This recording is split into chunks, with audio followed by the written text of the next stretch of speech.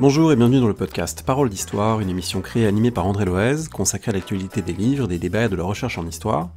Aujourd'hui, une émission un peu différente, un peu plus longue que la moyenne, autour d'un livre tout à fait remarquable, déjà salué par beaucoup dans la presse et en ligne, le travail exemplaire réalisé par 3 historiens autour d'un album de photos prises par les nazis en 1944 à Auschwitz. Tal Brutman, l'un des auteurs, nous a fait l'amitié d'être disponible pour un entretien détaillé, avec une dernière partie spécifiquement sur le commentaire d'une de ces photos, commentaire que je vous conseille plutôt de visionner sur la chaîne YouTube de Parole d'Histoire, justement, pour visualiser les différents éléments qui y sont décryptés. Vous retrouvez sur cette chaîne et sur le site paroledhistoire.fr tous les détails accompagnant l'émission, et aussi d'autres entretiens en lien avec la Shoah, par exemple avec Laurent Joly, Omer Bartov ou encore Nadège Ragaro. Merci et très bonne écoute. J'ai le plaisir d'être avec Tal Brutman, bonsoir. Bonsoir. Tal, on a déjà eu l'occasion de discuter à ce micro, de choses réjouissantes entre guillemets avec la série Watchmen, de choses plus dures évidemment en parlant de Maus, en parlant de la Shoah, dont vous êtes spécialiste, et vous avez co-signé avec Stefan Hördler, Christoph Kreutzmüller, un livre qui paraît aujourd'hui en français, qui paraît donc aux éditions du Seuil, un album d'Auschwitz, Comment les nazis ont photographié leurs crimes, qui est la version française d'un livre qui est paru en 2019 en Allemagne. C'est un livre qui est tout à fait remarquable, tout à fait important, qui est à la fois un livre important sur la Shoah, une leçon de méthode historienne aussi, une leçon de regard sur des photographies. En préparant cette émission, j'ai repris une citation de Lucien Febvre que je trouve très belle et qui parle dans un sens de votre projet, même si c'était 1953. Il écrivait « Toute une part, et la plus passionnante sans doute de notre travail d'historien, ne consiste-t-elle pas dans un effort constant pour faire parler les choses muettes, leur faire dire ce qu'elles ne disent pas d'elles-mêmes sur les hommes, sur les sociétés qui les ont produites ?» Et ça me paraît par certains côtés bien correspondre à une part de votre projet, c'est-à-dire des photos d'Auschwitz, mais qui ne sont pas toutes parlantes au premier regard, qu'il faut décrypter avec énormément de minutie, mettre en série, comparer, réorganiser pour les comprendre. Alors c'est important de rappeler que les photos ont une histoire, c'est important aussi de rappeler que les photos sont dans l'histoire et qu'elles apparaissent et elles surgissent parfois de manière imprévue. Et du coup, avant de parler du livre, je voulais juste vous poser la question sur cette nouvelle qu'on a apprise il y a un mois à peu près, de photos inédites, certaines inédites en tout cas, d'un photographe polonais, Zbigniew Grywaszewski, prises en 1943 pendant le soulèvement du ghetto de Varsovie. En tant qu'historien de la Shoah, de la photo, qu'est-ce que ça vous a fait d'apprendre ça et d'en voir une partie? Alors évidemment c'est très très intéressant. Alors l'auteur des photos était connu parce qu'une partie de ces photos-là avait circulé avant et était connue, mais juste une petite partie de l'ensemble.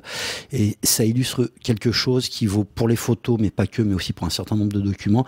C'est que régulièrement on a des documents ou des photographies qui ressurgissent. Ça avait été le cas par exemple il y a une quinzaine d'années avec l'album dit de Hawker, qui est un SS en poste à Auschwitz, ou d'autres exemples, ou plus récemment un album qui concerne le centre de mise à mort de Sobibor, qui a été redécouvert tout simplement parce que, avec la fin des générations précédentes, les héritiers, en se plongeant dans les documents qui leur sont légués, se rendent compte qu'il y a des choses bizarres ou intéressantes qui leur parviennent entre leurs mains, et du coup, on redécouvre, mais vraiment une fois tous les X années, un ensemble important, et celui-ci en fait évidemment partie.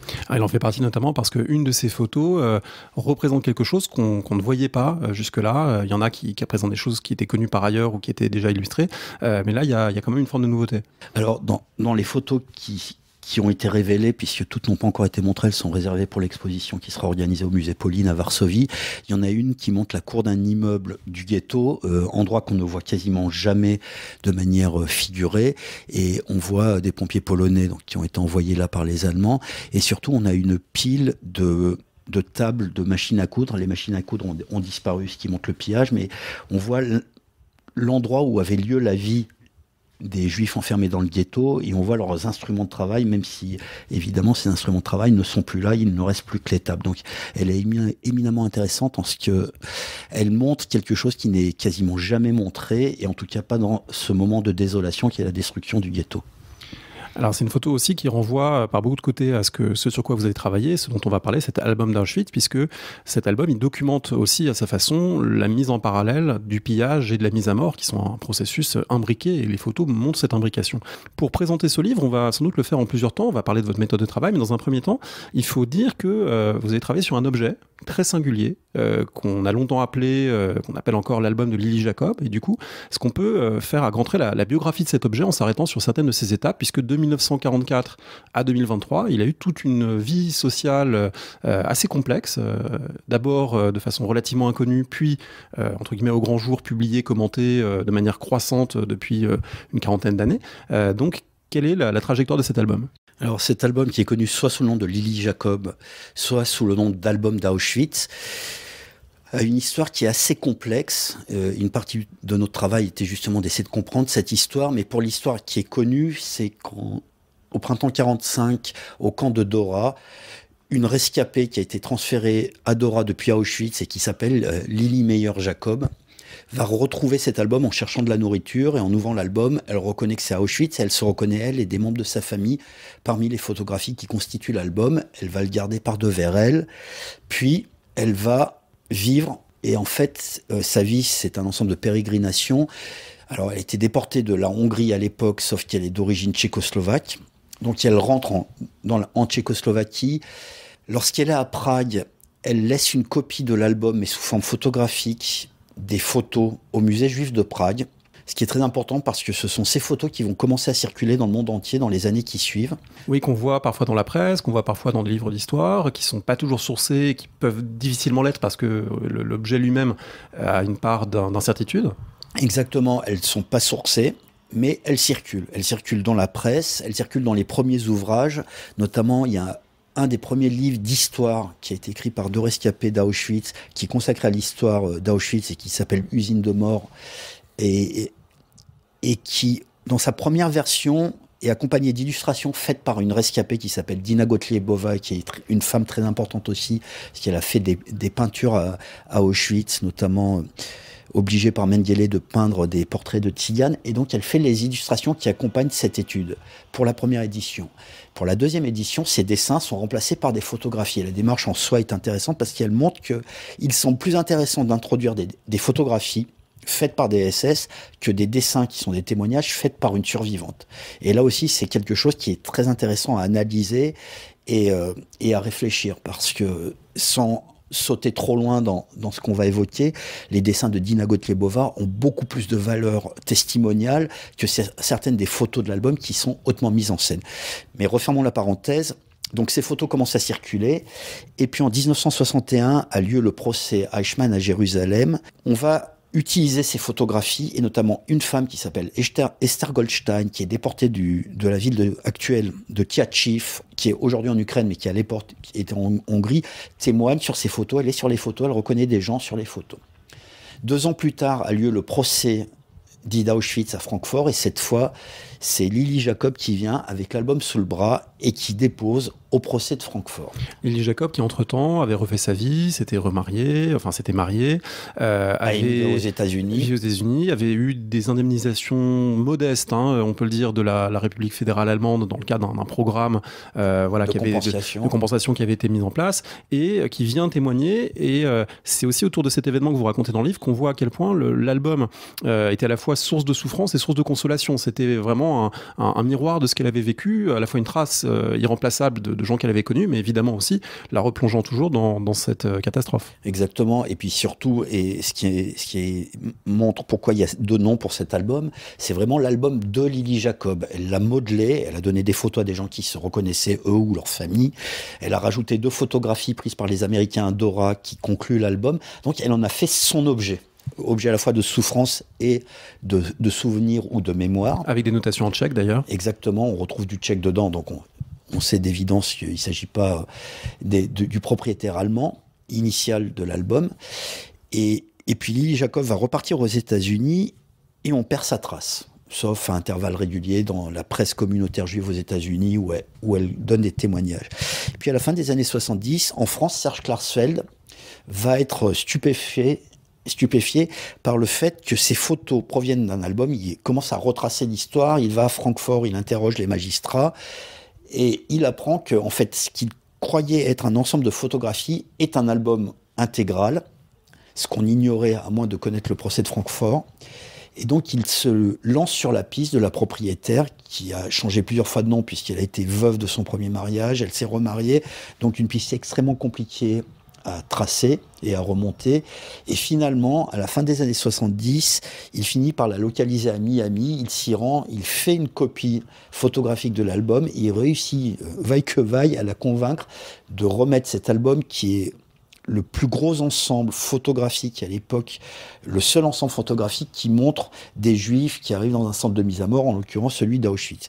Et donc elle finit par accepter de le remettre au mémorial de Yad Vashem à Jérusalem. Ce qui est un retournement, puisque initialement, au moment du procès Eichmann, il avait été proposé au Congrès juif mondial qu'il ne l'avait pas acheté à l'époque, parce que, bon, Eichmann n'étant pas sur les photos, finalement, sa dimension de preuve était peut-être pas centrale. Et là, en 1980, ça devient important parce qu'aussi, une génération en quelque sorte a passé, qu'on prend peut-être plus conscience de la valeur mémoriale. Et évidemment, Serge Klarsfeld, on retrouve son rôle, qui a été moteur pour énormément de séries différentes, de champs d'investigation, aussi bien judiciaires qu'historiennes. Là, il a été de nouveau moteur. Exactement, et surtout, le Congrès juif mondial qui refuse la proposition de Lily Jacob, on va dire que c'est une institution qui n'a pas pour fonction de faire l'histoire ou faire mémoire. Serge Klarsfeld, même s'il est devenu une institution depuis, est un historien, il ne faut pas l'oublier, avant même d'être avocat, il est historien, et lui, il a le sens de ce qui est important, et il se rend compte de l'importance, et évidemment cet objet-là a une énorme importance en termes de documentaire, il se rend compte de l'importance fondamentale de cet objet, et il met vraiment tout en jeu pour réussir à la convaincre. Au départ, elle ne veut pas s'en départir. Elle avait même refusé de le prêter au magistrat à Francfort parce qu'elle pensait qu'il ne lui serait pas rendu. Donc elle y tient vraiment comme à la prunelle de ses yeux. Elle y tient et elle accepte en même temps cette clause introduite par Serge Klarsfeld qui consiste à dire qu'il n'y aura jamais de copyright parce que c'est des photos de gens qui vont être assassinés dans les instants qui suivent quelquefois la prise de vue et donc il n'y aura pas de copyright, ce qui explique que c'est des photos aujourd'hui qui sont trouvables en ligne de différentes manières d'ailleurs, pas toujours la manière la plus rigoureuse mais en tout cas elles circulent de façon croissante et plein de gens ont pu s'en emparer, y compris pour faire des recherches, c'est ce que vous avez fini par faire, mais dès les années 80, 90, 2000, il y a une série de gens qui se penchent de façon renouvelée, plus scientifique sur l'album. Alors, ce qui est à nouveau intéressant, et la citation que vous avez rappelée au départ de Lucien Febvre est très intéressante à cet égard, parce qu'elle montre un problème de fond qu'il y a sur les photos et même les images en histoire. C'est que, en fait, on pense que elles servent d'illustration. Autrement dit, on sait ce qu'on voit, et donc on le montre parce que ça permet de démontrer ou de montrer les choses. Or, c'est exactement le contraire. Et en fait, il faut envisager l'image ou la photo comme un document. Et ce qu'on fait avec tout document écrit, c'est qu'on commence par le lire avant de l'analyser. Or, la démarche en termes de méthode sur l'image est totalement opposée. On la regarde, on dit ouais, ça correspond à ce que je me représente, donc ça colle. Autrement dit, ce qu'on voit sur les photos de cet album, c'est la sélection à Auschwitz, donc ça colle, et on peut les montrer pour montrer à quoi ressemblait la sélection. Et depuis le début des années 80, elles ont très largement irrigué les sociétés, pas qu'en France, dans le monde entier, pour montrer comment se déroulent les opérations à Auschwitz. Sauf que dans la première édition réalisée de l'album par Serge Klarsfeld, avant que ça soit repris par des éditeurs éminents, Serge Klarsfeld dit maintenant aux historiens de jouer, aux historiens de se saisir de l'objet et de l'analyser. Or, effectivement, il y a eu un certain nombre d'analyses qui ont été effectuées au fil des ans, mais une des idées prépondérantes était qu'on avait... L'album est constitué de 197 photos au total, initialement. Quelques-unes sont toujours manquantes à l'heure actuelle parce qu'elles ont été données et pas récupérées entre-temps au fil des années. Mais il y a cette idée que ce sont 197 photos prises le même jour. Donc un convoi arrivait, et en l'occurrence le convoi de Lily Jacob. Sauf que en 61, il y a une autre femme qui dit qu'elle est arrivée de Khatchif et qu'elle est sur les photos avec d'autres membres de sa ville. Ce qui montre deux choses. Ces informations, elles sont disponibles. Or, personne ne les connecte. Et on s'en tient à l'histoire que tout le monde pense connaître. Un convoi photographié du début à la fin, en gros, arrivé fin mai et qui arrive du village d'où provient Lily Jacob. Ce qui, dans une certaine mesure, est presque aussi un signe de réussite du projet nazi, qui serait de représenter une totalité close sur elle-même et cohérente. Et donc, d'une certaine manière, on est un peu pris au piège aussi de l'efficacité, de la mise en ordre par les nazis eux-mêmes des photographies. Exactement. Et non seulement on est pris au piège par l'efficacité du dispositif mis en place par les nazis quand ils réalisent cet album, mais en plus, ça permet justement de comprendre la puissance qu'a l'image et la puissance narrative qu'a un album ou tout ensemble d'images, qu'il s'agisse de celui-ci ou d'autres. Autrement dit, on est piégé, et le meilleur exemple, c'est moi-même. Quand on a commencé à travailler là-dessus, ça faisait 15 ans que je travaillais sur la Shoah et sur Auschwitz, lieu que je connaissais topographiquement parfaitement pour l'avoir parcouru des dizaines de fois en tant que chercheur. Et pourtant, en tournant les pages de l'album, je me suis jamais interrogé sur la réalité de ce que je voyais. Autrement dit, j'étais piégé par cette idée que l'image me montre ce que j'attends de voir. Et il a fallu qu'en fin 2014, lors d'un colloque à Boston, un de mes amis, Christophe Kreutzmüller, me dise « Il y a un problème de fond avec cet album, il y a des choses qui ne collent pas, et toutes les photos n'ont pas pu être prises le même jour parce qu'aux mêmes heures, on a de la pluie, on n'a pas de pluie. Donc lui avait noté cela et il travaille sur la photo depuis très longtemps. Et moi, une fois que j'ai été interpellé, j'ai commencé à regarder les photos et je me suis rendu compte que évidemment, c'était pas du tout ce qu'on pensait voir qui nous était offert. Alors, on va justement parler un petit peu de ce travail collectif. Hein. Vous avez cité Christoph Kreutzmüller, Stefan Hörtler, qui ont dû être beaucoup mobilisés pour la sortie en Allemagne. Du coup, là, vous êtes en première ligne pour la sortie en France et c'est très bien de vous entendre à ce micro. Mais il faut nous présenter vos deux co-auteurs et dire un petit peu leur rôle, leurs travaux et aussi la complémentarité que ça a créé entre vous trois. Alors, Stefan Hörtler est spécialiste de la SS des camps et il joue notamment un rôle important depuis quelques années en Allemagne parce que c'est lui l'expert au cours des derniers procès de SS qui ont opéré dans les camps et qui défrayent régulièrement la chronique et les informations depuis une quinzaine d'années. Donc lui, c'est vraiment le spécialiste de ce champ-là, qui est un champ qui peut paraître très pointu, mais en fait qui est très important puisque le système concentrationnaire est fondamental. Et il y a énormément de choses, et on pourra en parler plus tard dans notre échange, mais il y a des choses qui sont éminemment importantes dans les photos et qui échappent à l'immense majorité des gens, tout simplement parce qu'il faut connaître les uniformes, il faut connaître les instructions données au SS, etc., etc., qui sont évidentes une fois qu'on les sait, mais là aussi, ça découle de la possession d'un savoir. Et d'autre part, Christoph Kreutzmüller, qui est alors spécialiste, on va dire, de la société allemande sous le nazisme, et aussi de la photographie. Il a énormément travaillé notamment sur la politique dite d'aryanisation, autrement dit les spoliations des biens appartenant aux Juifs, entre autres travaux. Et donc, en fait, on a chacun des apports différents, et ce qui a toute son importance quand il s'agit de s'attaquer à un matériau photographique. C'est-à-dire que moi, je suis spécialiste d'Auschwitz, Christoph Kreutzmüller est spécialiste à la fois de la photo, mais aussi d'un certain nombre d'éléments qui ont trait au nazisme, et puis Stefan Hörtler, lui, est spécialiste vraiment des SS, des camps, donc quand il voit une photo prise dans un camp, il sait de quoi il en retourne d'un point de vue administratif quand on parle de SS. Alors du coup, cette complémentarité, elle vous a permis de faire un travail qu'on imagine, mais peut-être que vous allez pouvoir nous le décrire un petit peu, avec un gros fichier Excel peut-être numéroté, avec des échanges en personne, mais aussi par mail à certains moments pour dire la photo 127, est-ce que tu remarques ça, qu'est-ce que tu en penses, etc. Voilà. Comment ça s'est fait concrètement, dans quel ordre et comment vous avez fait les choses? Alors ça s'est fait de plusieurs manières. Méthodologiquement parlant. D'abord, et il faut insister là-dessus, c'est que quand on a commencé le projet jusqu'à la fin, on l'a fait parallèlement à nos activités parce qu'aucune institution ne voulait le financer. Donc on a été juste soutenu par deux institutions, le musée d'Auschwitz qui nous a ouvert ses portes et qui nous a donné tous les moyens qu'on estimait nécessaires donc là-dessus, et l'autre institution, justement, c'est Serge Klarsfeld qui lui aussi nous a donné tout ce dont il pouvait disposer concernant l'album, mais sinon pendant 5 ans, on a vraiment travaillé hors de tout cadre académique ou institutionnel, parce que en fait, le projet n'intéressait pas grand monde initialement. Et du coup, on s'est retrouvé maître de ce qu'on voulait faire, ce qui est aussi très avantageux.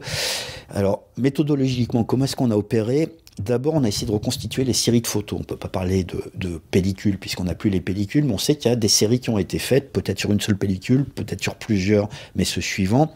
Et donc, on a essayé de reconstituer ces séries pour voir à quoi on avait affaire avant même d'analyser ce qu'on pouvait voir dans les photographies. Et là, c'est pas tant un tableau Excel qui était important pour le coup. Je crois qu'on n'a quasiment pas utilisé Excel. L'instrument essentiel, ça a été PowerPoint.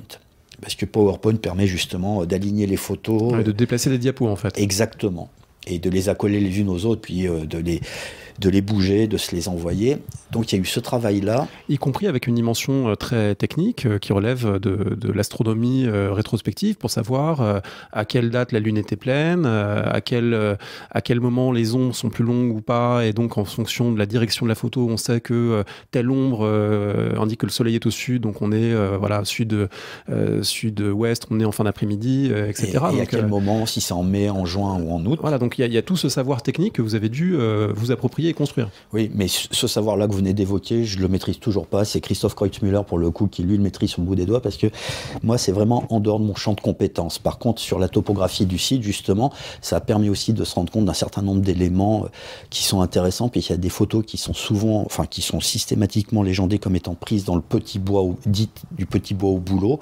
Et en fait, je me suis rendu compte, pour le coup, là c'est mon apport, qu'elles n'étaient absolument pas prises là, mais dans un autre endroit, près de la rampe, où on ne s'attend pas du tout à ce qu'elles aient été prises, alors que topographiquement, c'est vraiment cet endroit-là. Ce qui montre qu'on est toujours piégé par ces images, parce qu'on se projette dedans en pensant qu'on sait. Et justement, un des éléments qui a découlé de cette remise en ordre, ensuite, ça a été quelque chose qui peut paraître très bizarre à formuler, mais il faut du temps, il faut s'immerger dans les photos, il faut les scruter.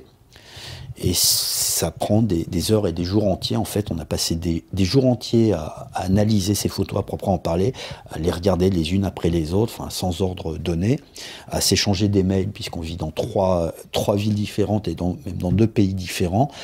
Et puis, on a régulièrement, à intervalles plus ou moins importants selon les périodes, fait des réunions de travail, des séminaires sur 2, 3 ou 4 jours, à projeter les photos sur grand écran et à échanger nos idées, à se contredire, ce qui était fondamental parce que on peut souvent être persuadé de voir une chose sur une photo et en fait on se trompe pour une raison ou une autre.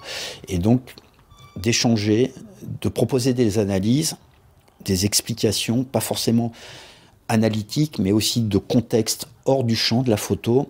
Et donc tout un ensemble de choses. Puis en travaillant, on a aussi remarqué énormément d'éléments qu'on n'a pas du tout inclus dans le livre, parce qu'en fait le livre est d'une taille importante déjà, il fait plus de 300 pages, mais on aurait pu écrire des milliers de pages, et d'ailleurs on continue encore, des années après la parution du livre, à publier des articles consacrés à tel ou tel aspect qui n'est pas dans l'ouvrage, parce que c'est d'une telle richesse qu'on pourrait continuer toute notre vie à écrire là-dessus. C'est des séances de travail et des échanges entrecoupés d'allers-retours aux archives, parce qu'il y a énormément d'archives qui ont été visitées. D'une certaine manière, c'est aussi un livre qui dessine une géographie de la recherche sur la Shoah, avec beaucoup de fonds à Bad Arolsen, en Allemagne. En fait, oui, vous avez raison. À la fois par la nature de l'objet, par la dispersion des archives, on a été amené à travailler dans une demi-douzaine de pays. Donc, d'abord, évidemment, la Pologne, avec Auschwitz comme lieu, mais avec le musée d'Auschwitz aussi, où on a été écumer les archives. En Allemagne, avec tout un ensemble d'archives, à la fois Bundesarchiv, mais aussi les archives d'Arolsen, qui sont les archives qui concernent les déportés, qui permettent justement de retracer les trajectoires d'un certain nombre de personnes. En France, au Mémorial de la Shoah, qui dispose d'archives qui remontent aux années 40 et 50, et notamment les premières circulations de ces photos qui étaient importantes de pouvoir retracer. Aux États-Unis, avec le United States Holocaust Memorial à Washington, qui a des fonds très importants et qui concernent le monde entier, plus Yad Vashem, dépositaire de l'album, mais aussi d'archives, plus Prague, avec le musée juif de Prague. Donc là, on a une géographie à la fois de la circulation de l'album à proprement parler et des principaux centres d'archives qui permettent d'analyser pas seulement l'album en tant qu'objet, et la dimension de l'objet est fondamentale, mais aussi les photographies qui constituent l'album en tant que source documentaire. Parce qu'on a été, en fait, littéralement époustouflé en se rendant au musée d'Auschwitz, de se rendre compte en tombant sur une masse d'archives qu'on avait des rapports quotidiens d'arrivée des rapports quotidiens de construction de la rampe, c'est-à-dire la gare qui est sur le camp, fichée entre 2 parties du camp de Birkenau.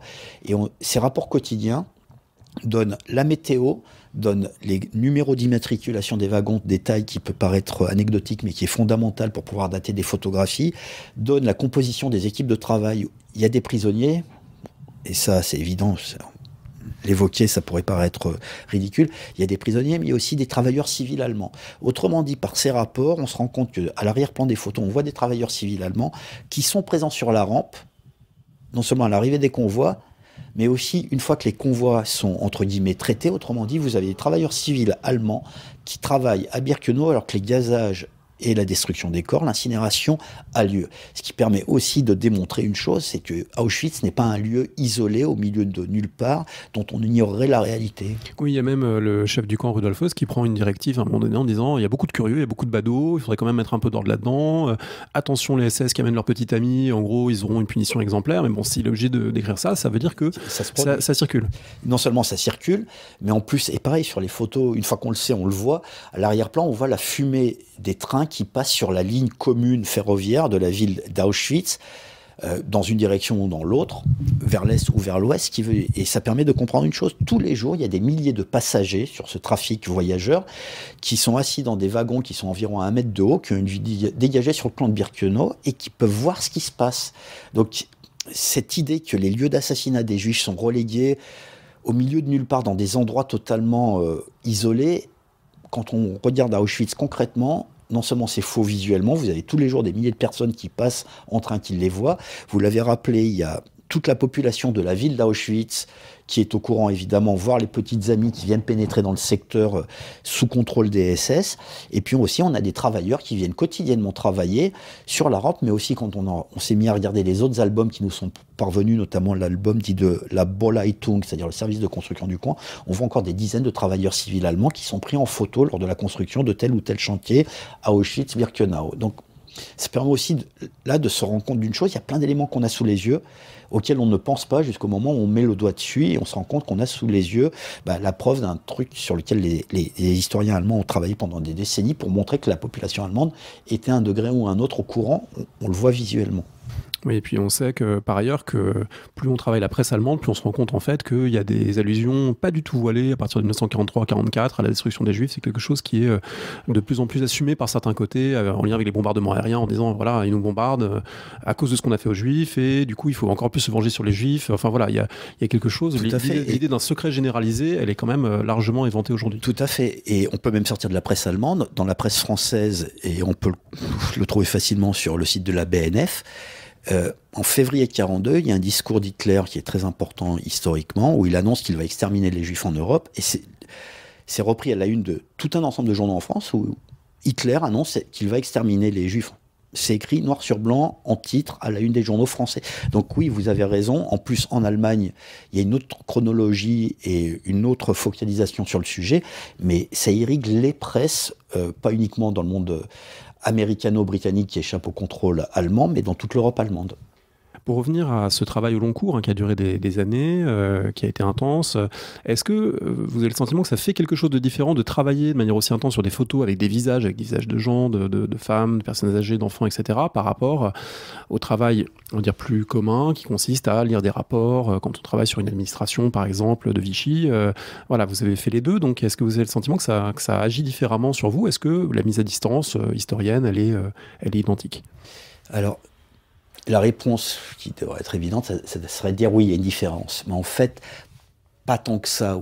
Je dirais elle est minime, parce que quand on lit des procès-verbaux établis sous Vichy d'arrestation de personnes, on a toutes les informations d'état civil, nom, prénom, date de naissance, nom des parents, voire les enfants. Donc on peut commencer à incarner les gens.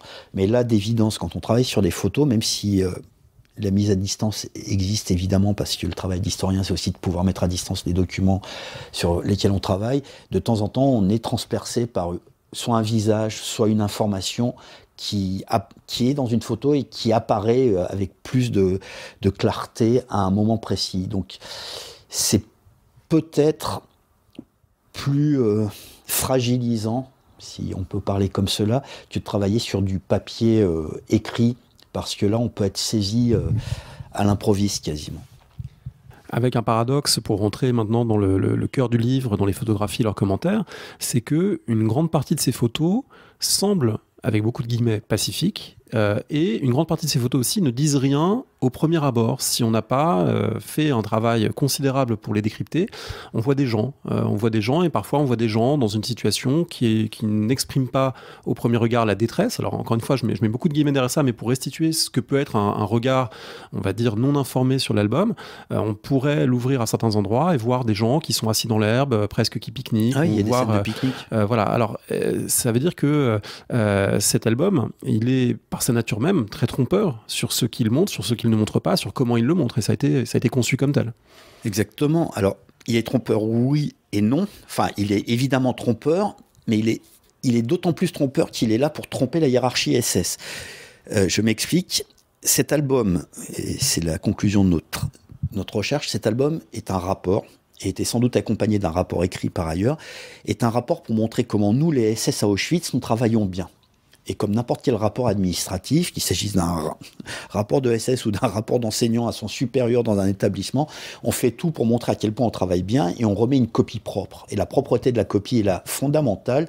Il s'agit d'un rapport qui est réalisé par Rudolf Höss, qui a été rappelé pour l'occasion à Auschwitz. Il avait été promu à Berlin. Et son successeur n'était pas à la hauteur pour gérer l'opération qui a été photographiée, la déportation des Juifs d'Hongrie, qui n'a pas d'équivalent dans l'histoire de la Shoah. En gros, le projet, c'est plus de 600 000 Juifs à tuer en 3 mois.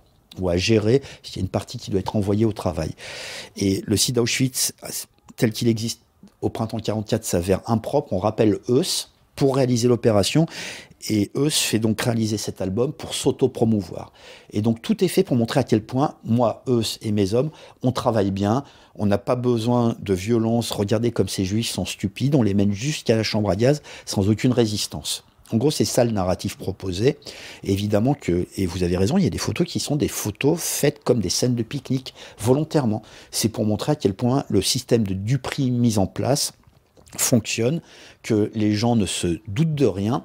Et évidemment, toutes les scènes de violence qui sont décrites par pas seulement par les témoins rescapés, mais aussi par les SS, soit pendant la guerre, dans différents documents ou rapports, soit après la guerre, lors des procès, tout cela n'apparaît pas volontairement par les SS. Donc c'est doublement trompeur, c'est trompeur à destination de Himmler pour lui montrer comment les opérations se passent bien ici, et ensuite c'est nous qui sommes piégés par la tromperie mise en place par les photographes. À plus forte raison qu'il faut rappeler un élément fondamental. Alors, pareil, c'est souvent, on enfonce des portes qui apparaissent ouvertes mais qui ne le sont pas, c'est que toute photographie procède d'une mise en scène. Le cadrage, en soi, est une mise en scène.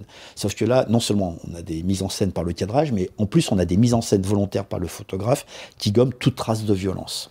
Avec une exception d'autant plus perverse, qui est cette scène où une femme est prise à bras-le-corps par 3 hommes qui sont des juifs. Alors on ne sait pas si elle proteste, s'il faut l'emmener de force à un endroit ou à un autre, mais en tout cas, il y a une scène qui représente, c'est la seule de l'album, c'est la 118 dans votre numérotation, et je signale qu'on peut, comme on peut aisément trouver les photos en ligne, hein, on essaiera de donner les références sur le site de Parole d'Histoire et que les gens puissent se reporter pour accompagner par la photo ce qu'on est en train d'évoquer. Mais donc ici, il y a une perversité encore plus grande qui est de ne pas montrer la brutalité des SS, mais de montrer que finalement les Juifs ont participé à leur propre assassinat. Exactement, à plus forte raison que cette photo que vous venez d'évoquer, elle est prise par le photographe SS qui se tient sur le seuil de la chambre à gaz numéro 5. Donc la femme et les 3 hommes qui la soutiennent ou qui la tiennent, on ne peut pas savoir, marchent en direction de cette chambre à gaz. Donc non seulement il y a une immense perversité dans la composition de cette photographie, mais il y a encore une plus grande perversité et qu'on retrouve sur plein de photographies de la part du photographe qui prend le cliché. Ils sont au moins 2, il y en a peut-être un 3e, en l'occurrence Rudolf Heuss, mais les 2 principaux sont les 2 photographes du service d'identification du camp qui passent leur temps à jouer avec les victimes. Eux savent où vont les victimes, ils les font poser devant les chambres à gaz. Les victimes ignorent ce qu'il y a devant elles ou derrière elles, mais le photographe le sait. Et on peut le constater sur tout un ensemble de photographies. En vous lisant, on a l'impression que ces photographies, finalement, elles sont en quelque sorte l'équivalent photographique de la langue nazie qui, à la fois, dit les choses sans les dire. C'est-à-dire qu'il dit les choses avec des euphémismes, hein, Umsiedlung, la réinstallation des Juifs de Hongrie, qui dit les choses dans une visée à la fois d'efficacité, les choses ont été efficaces, d'euphémisation, la violence est toujours euphémisée dans la langue nazie, opération, sélection, opération spéciale, etc. Mais en même temps, avec cette sorte de visée bureaucratique d'efficacité. On a l'impression que ces photos sont la matérialisation photographique de ce type de rapport au langage et à la réalité. Vous avez d'autant plus raison qu'il y a d'autres rapports de ce type qui ont été réalisés, enfin de ce type, pas à Auschwitz, mais qui ont été réalisés, notamment un rapport qui est connu par les historiens de la Shoah, qui s'appelle le rapport Katzmann, et qui est censé évoquer la destruction des Juifs de Galicie, c'est-à-dire l'Ukraine occidentale aujourd'hui. Or, ce rapport, les photographies ne montrent rien du tout. On voit des Juifs qui travaillent, alors que l'immense majorité des Juifs ont été tués. On a d'ailleurs un bilan comptable des biens qui ont été dépossédés.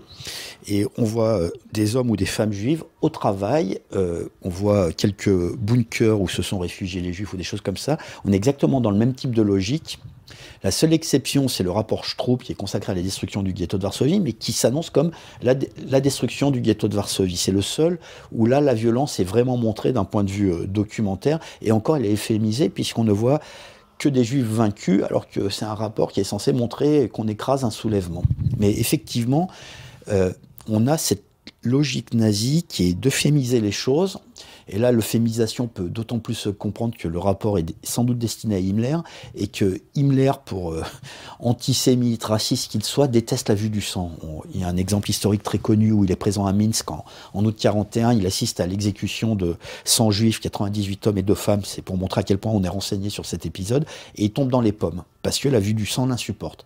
Donc Rudolf Heuss, qui connaît en plus personnellement Himmler, sait que ça sert à rien de lui montrer des photos morbide ou mortifère ou sanglante, et raison aussi pour laquelle on a cet album qui est dépourvu de toute trace de violence a priori, et j'insiste sur le a priori, parce qu'il y a souvent cette idée, et on peut le trouver dans nombre de manuels ou d'autres supports destinés à la pédagogie, il n'y a aucune trace de violence dans l'album. Ce qui est faux. L'album n'est constitué que de traces de violence. On ne voit pas de violence exercée, mais quand vous voyez des centaines de personnes qui descendent de wagons de marchandises, c'est une énorme trace de violence, pour ne prendre que la plus évidente. Et après, quand on se met à analyser, on voit des gens qui ont le visage tuméfié, qui portent des bandages, on voit des corps en fait. On ne prête pas attention, mais il y a des corps qui sont présents sur certaines photographies. Les SS ont tous des cannes, qui sont d'énormes traces de violence pour plusieurs raisons, et je pense qu'on reviendra là-dessus à travers l'évocation d'une photographie. Donc, tout n'est que trace de violence, mais jamais de violence exercée sur les photographies.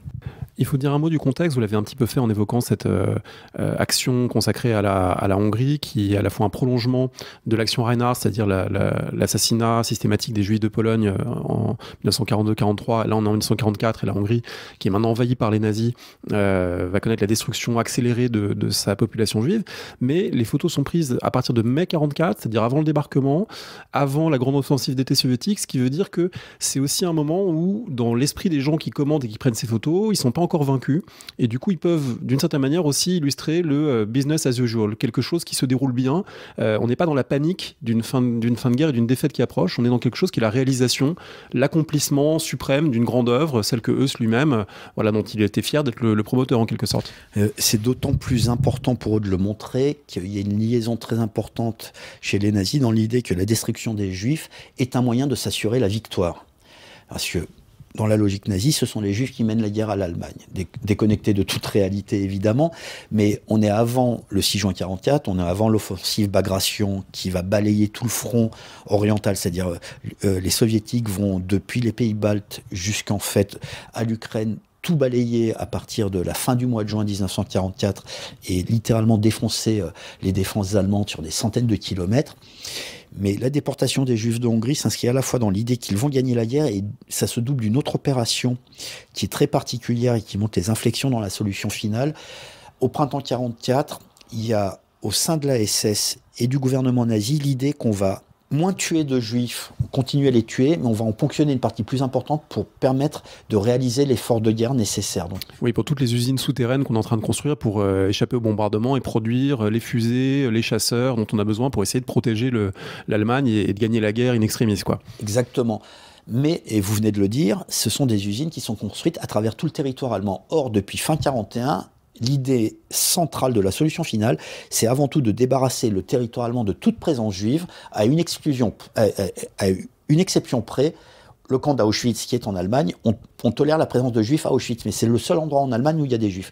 Or, en mai 1944, ordre est donné, ça va provoquer des tensions au sein de la SS, de sortir les juifs d'Auschwitz, qui jusque-là était un terminus pour les juifs, et de les injecter dans d'autres lieux, d'autres camps en Allemagne, pour servir de main-d'œuvre aux usines. Donc ça sous-tend aussi la constitution de l'album, et on s'en rend compte dans les photos. Oui, il y a une tension entre les deux. Il y a des photos de juifs qui sont sur le point d'être tués, il y a des photos de juifs qui sont envoyés au travail, et il y a une contradiction interne qu'ils n'ont pas complètement réussi à lever. Oui, et quand on regarde ces photos de juifs qui vont être tués, on se rend compte qu'il y a énormément d'hommes ou de femmes qui sont en état de travailler, mais qui vont être tués tout de même. Et là, Stéphane Nordler, qui maîtrise cette histoire plus que Christophe ou moi, a permis de comprendre à quoi on avait affaire. Au départ, au sein de la SS, ceux qui tiennent le haut du pavé, contrairement aux ordres qui leur ont été donnés par Berlin, sont ceux qui veulent l'assassinat généralisé des Juifs. Et ils vont réussir à faire en sorte qu'eux tuent le maximum de Juifs. Et puis il y a un retournement à partir de la fin du mois de mai, début du mois de juin, qui fait qu'on va sélectionner, entre guillemets, plus d'hommes et de femmes pour le travail, et on le voit sur les photos qu'il y a de plus en plus de personnes qui vont être envoyées vers le Durchgangslager, autrement dit le camp de transfert qui est constitué à Auschwitz, et où les Juifs sont détenus et ensuite extraits vers d'autres lieux de détention en dehors du système à Auschwitz. On en a déjà un petit peu parlé, mais il faut sans doute dire un mot du principal photographe, Walter, photographe SS, qui a consacré beaucoup de temps, parce que on sait qu'il y a eu 15 exemplaires, sans doute, de cet album, 15 fois 197 photos, c'est un travail chronophage, de les tirer, les développer, voilà, c'est quelque chose, c'est pas une si petite affaire, c'est quelque chose qui lui a pris du temps, avec des formes de mise en scène, il a fait poser les gens, enfin, on voit que c'est pas des clichés pris à la va-vite, ça s'inscrit quand même dans quelque quelque chose qui avait de l'importance pour lui. Alors oui, et alors vous dites 197 photos. Alors d'abord, on ne sait pas si les autres exemplaires ont 197 photos. Mais on sait qu'il y a au moins 197 clichés qui ont été pris. En fait, on peut même prouver que d'autres clichés ont été pris. On essaie de montrer 2 ou 3 exemples. Donc il y a des centaines de clichés littéralement qui ont été pris par Walter ou son adjoint Hoffmann, qui sont les 2 à opérer. Il y a un témoignage qui dit qu'il y aurait une pellicule prise par Rudolf Heuss également parmi les photos. Mais en gros, c'est le travail de Walter et Hoffmann. Et quotidiennement, ils vont sur la rampe prendre des photos de telle ou telle opération, c'est-à-dire de l'arrivée des convois, on les voit, ou alors de gens qui vont vers les chambres à gaz ou qui sont enregistrés au sein du camp. On peut distinguer les thèmes, sauf que justement une partie du travail était de se rendre compte que non, on n'avait pas affaire à un convoi photographié à 197 reprises, mais on a affaire à une douzaine de convois photographiés sur une plage qui n'est pas un jour de fin mai, mais entre le 16 mai pour les premiers clichés et le début du mois d'août pour les derniers clichés. Donc on est vraiment sur une période de 3 mois où des centaines de clichés ont été pris par 2 photographes principaux. Entrecoupés de photos de la famille Heuss et de photos de réjouissance des SS, parce que ces gens, ils ont plusieurs activités à la fois. Évidemment, et c'est une dimension très importante de voir, enfin qui permet de comprendre qui sont ces 2 photographes SS, c'est que ce sont des gens qui sont en contact direct avec tous les SS du camp, depuis Heuss jusqu'au SS lambda, et qu'ils sont en fait quasiment dans le premier cercle au sein du commandement du camp, pour une raison très simple. Tous les SS ont besoin d'eux pour faire des photos souvenirs. Il y a des cartes postales qui sont faites comme souvenirs, il y a des photos d'amis entre eux, enfin des soirées de beuverie, les photos familiales de la famille Heuss qui sont prises par Walter ou Hoffmann, etc., etc. Et l'album Heuker que j'évoquais précédemment est un album qui a été fait notamment par Walter pour Heuker, qui est l'un des principaux officiers d'Auschwitz. Donc ce sont des hommes très importants dans la sociabilité au quotidien du camp, à ceci près qu'ils sont missionnés de façon extraordinaire pour réaliser cet album-là. Mais on sait aussi, enfin, on a mis au jour, mais des informations qui étaient connues par ailleurs, qu'il y a énormément d'albums qui ont été réalisés à chaque visite d'un officiel, comme Thiéra, qui est ministre de la Justice. Heuss lui remet un album qui illustre, l'album ne nous est pas parvenu, mais on a le courrier, qui illustre tel ou tel aspect du camp et de ce qu'a visité le hiérarque du régime. Donc on a affaire à des hommes qui travaillent, mais il ne faut pas oublier non plus un élément très important, il y a un labo photo qui est pourvu de prisonniers. Autrement dit, les photographes prennent les photos, mais tout le reste, le développement, les tirages sont réalisés par les détenus du camp. Et il y a une inconnue, on ne sait pas qui a décidé de l'ordre des photos, le chemin de fer, sans mauvais jeu de mots, de l'album, ni qui a choisi les photos. Ça peut être eux, ça peut être les photographes, voire même les prisonniers qui étaient des prisonniers qui avaient une formation. Oui, parce que c'est l'un d'eux qui fait la calligraphie. Et c'est l'un d'eux qui fait la calligraphie, c'était son rôle jusqu'à ce qu'il soit transféré dans un autre camp. Donc c'est comme ça qu'on sait aussi comment l'album a été constitué. Dans votre travail sur les photographies, vous avez essayé de repérer des choses, essayé de reconnaître des gens. Cette démarche, elle avait été faite avant par Lydie Jacob elle-même, par ces témoins dont vous avez parlé de 1961, qui avait mis des noms sur des visages.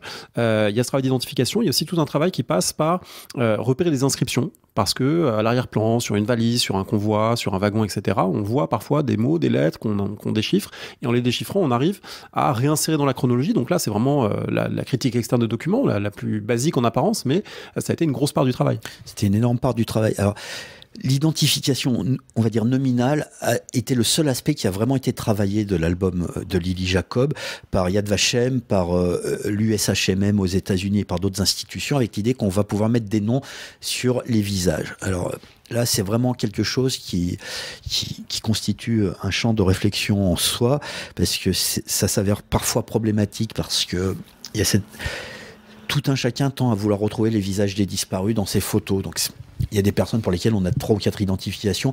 Nous, on s'est tenu à l'écart de ça, notamment parce que c'était ni dans nos compétences, ni dans ce qu'on essayait de faire. Les seules identifications auxquelles on s'est fié, c'est soit celles proposées par Lydie Jacob, soit proposées par Esther Goldstein lors du procès de Jérusalem, parce que là, on se rendait compte que c'était totalement fiable et recoupable et vérifiable. Mais on s'est on a essayé de repérer les visages d'une photo à une autre. C'est-à-dire que c'était plus une identification nominale, mais une identification visuelle permettant de raccrocher une photo à une autre et de reconstituer les séries. Ça a été un élément fondamental. Oui, c'est-à-dire qu'on repère quelqu'un avec un certain type de coiffure sur une photo, qui se retrouve au fond sur une autre photo, et du coup, on arrive à retracer un processus. On arrive à mettre en mouvement ce qui serait 2 photos statiques. Là, on arrive à reconstituer la dynamique. Exactement. On reconstitue la dynamique, aussi une chronologie, puisque si ces photos ont été prises avec les mêmes personnes, c'est le même moment, le même jour, etc., etc. Mais ça ne suffit pas à pouvoir rétablir le contexte. Et donc, on s'est rendu compte qu'il y avait énormément d'informations exploitables dans les photos qu'on ne prête absolument pas attention, notamment les inscriptions sur les wagons. Vous avez des numéros d'immatriculation, détails sans intérêt a priori, mais les rapports que j'ai évoqués tout à l'heure, qui sont les rapports quotidiens de construction de la gare, de la rampe, donnent les jours, enfin pour chaque jour, on a les wagons de marchandises et de matériaux servant aux travaux qui sont numérotés sur les rapports. Et donc, en reportant ces numéros aux photographies, on peut dater les photographies en sachant que tel wagon n'était présent que tel jour. Il y a aussi un travail qui est fait à partir des décorations, des uniformes, pour arriver à savoir qui se trouve sur quelle photo à quel moment, et aussi le fait que ces gens ont globalement connu des promotions et des récompenses. Leur action a été appréciée de la hiérarchie, et du coup, ils se mettent en scène parfois avec leurs médailles, et puis on peut les repérer et les identifier aussi comme ça. Alors, toutes ces questions d'uniforme, c'est-à-dire vraiment l'uniforme, parce qu'il y a des uniformes de coupes différentes et Stéphane a montré que le port de tel uniforme plutôt qu'un d'un autre montre qu'on veut en remontrer aux autres SS en portant un uniforme qui est réservé au combat alors que là on est dans un camp. Donc les uniformes, les médailles, qui sont souvent des médailles attribuées lors des opérations d'assassinat, et là aussi c'est un aspect très important, il y a énormément de SS qui sont décorés après les grandes phases d'assassinat menées dans les centres de mise à mort. Plus d'autres éléments, notamment les rubans des décorations, pas les décorations elles-mêmes, mais les rubans portés pour signaler qu'on a telle ou telle décoration, permettent à la fois de voir tout le jeu hiérarchique entre les hommes et comment certains qui sont de grade inférieur essaient d'en remontrer un grade supérieur ou équivalent, mais ça permet de montrer aussi comment les gens se tiennent lors des opérations. Qui a la suprématie sur qui donne les ordres, pas forcément hiérarchiquement parlant, mais qui domine le reste des opérations, et on se rend compte qu'il y a tout un jeu d'influence et de rivalité comme cela. On parlait de la violence de l'album, une violence à la fois en apparence euphémisée mais structurelle qui le traverse de part en part. Il y a plusieurs choses qui le montrent, notamment le fait que les photographes ont choisi de montrer une série d'hommes qui ne sont pas considérés comme aptes au travail, une série d'hommes qui sont physiquement très marqués, on pense peut-être à des handicaps ou en tout cas des choses qu'ils ont vécues, et il y a une forme de complaisance dans ces photographies pour que ces hommes correspondent, également des hommes très religieux, pour que ces hommes correspondent aux clichés qui ont été construits dans l'imaginaire nazi sur ce que sont des juifs qui sont misérables, archaïques avec leurs longues barbes, ou encore faibles, etc. Donc là, c'est une violence symbolique également qui est construite. Et violence symbolique qui est construite, mais qui en plus s'ancre dans ce que font les nazis depuis 1933. Là, les photos que vous venez d'évoquer, elles sont typiques de ce que font les photographes nazis depuis 1933.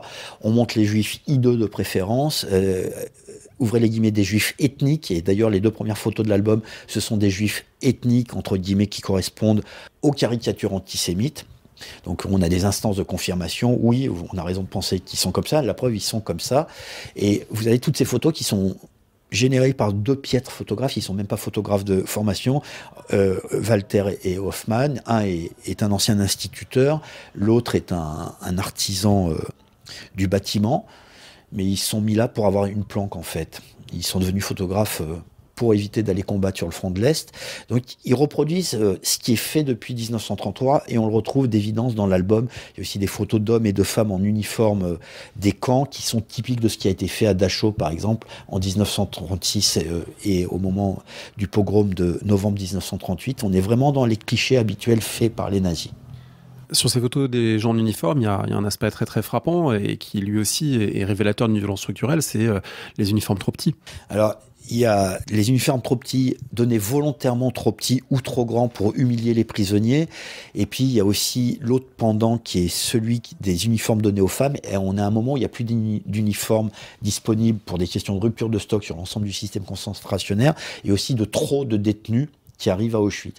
Et donc, on voit les femmes qui sont dotées de vêtements civils totalement dépareillés et qui là aussi procèdent d'un système d'humiliation que l'on voit déployer. Et à nouveau, ça renvoie à cette idée qu'il n'y a pas de violence dans les photos, alors que la violence est omniprésente, ne serait-ce que par les exemples que vous venez de pointer. Violence, enfin, presque sensorielle, parce que sur beaucoup de photos, on voit des femmes qui mettent un mouchoir à leur visage. On voit aussi sur beaucoup de photos de la fumée derrière un train, la fumée derrière une scène.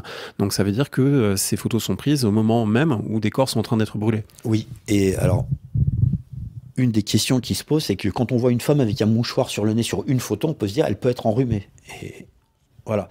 Sauf que quand on se retrouve avec une répétition de femmes avec des mouchoirs sur le nez, il y a une photo où il y a 2 femmes qui ont en même temps un mouchoir sur le nez, elles sont côte à côte, on peut se dire que c'est pas du tout des personnes qui sont enrhumées, mais plutôt la puanteur qui baigne l'endroit, qui est marquée visuellement comme cela. Et évidemment, quand on commence à réfléchir à ce qui nous est donné à voir, qu'il s'agisse de l'odeur ou des bruits qui sont aussi très importants et qui méritent d'être analysés, on se rend compte qu'on a affaire à des éléments dans les photos qui nous permettent de reconstituer l'univers dans lequel ça se déroule. On a les fumées qui rappellent que les cadavres sont brûlés en très grande quantité. On a aussi la fumée des cuisines qui est visible. Et là, ils cuisinent des tonnes de choux pour les dizaines de milliers de prisonniers. Et là aussi, ça dégage des odeurs nauséabondes. On voit de la poussière. Enfin, tout ça permet de comprendre dans quel endroit on se trouve. On a aussi remarqué, alors initialement, on ne savait pas ce qu'on ferait de cette information. On l'a laissée de côté pendant des années avant de la concrétiser. On a remarqué qu'il y avait un homme à l'arrière-plan qui urinait contre un tronc d'arbre. Donc en soi, pas intéressant. Et au bout de quelques temps, on s'est rendu compte d'une chose. On a affaire à des hommes, des femmes et des enfants qui viennent de passer 2 ou 3 jours dans des wagons, dans les conditions qu'on se représente. Pour ceux qui sont capables de se retenir, une fois la sélection passée et l'attente, dont ils ignorent ce qu'elle cache, l'assassinat, les gens se laissent aller à proprement parler. C'est-à-dire, la tension s'abat.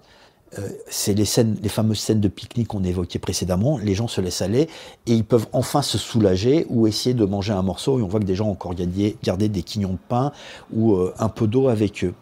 Et donc, quand on voit un homme se soulager, ça permet de comprendre que dans l'endroit où tous ces gens sont entassés et où, avant eux, d'autres personnes se sont entassées quotidiennement, il doit régner une pestilence atroce parce que tout le monde a fait la même chose. Les gens se sont soulagés, ont soulagé leurs besoins, et l'urine, les fesses qui sont accumulées là doivent constituer là aussi une odeur épouvantable.